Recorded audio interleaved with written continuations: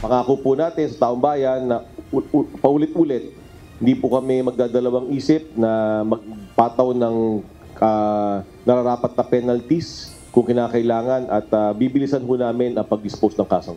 Matapos ang 2 buwang investigasyon sa ilang reklamong isinampa ng mga complainant sa National Police Commission o NAPOLCOM, 11 pulis ang sinampahan ng administrative case ng komisyon kaugnay sa umano'y extrajudicial killings na nangyari noong 2021 sa Maynila at Las Piñas.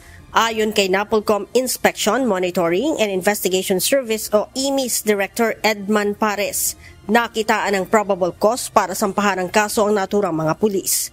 As a result of our pre-charge investigation, we found out dahil nga doon sa probability na mayroong kidnapping ang nangyari, we will be filing 2 counts of grave misconduct. At dahil po doon sa act ng grave misconduct na yon, meron po kaming ipapile din na 2 counts of conduct unbecoming of a police officer.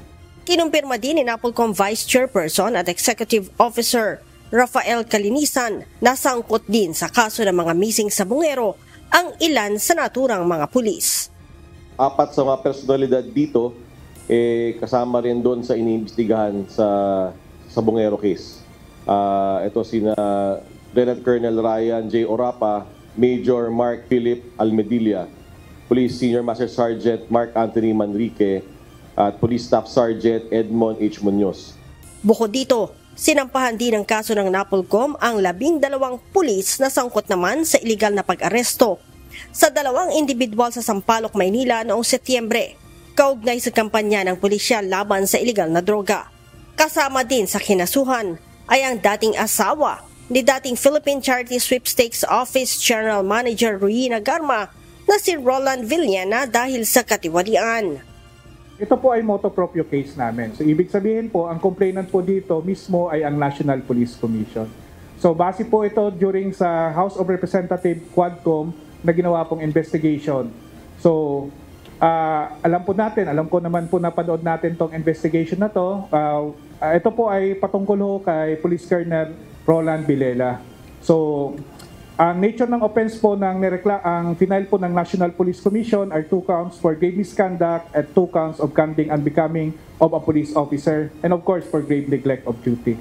So pinapakita din dito yung pagkakaroon ng respondent ng ill-gotten wealth at kung paano niya ginamit yung pera na ill-gotten na maitama.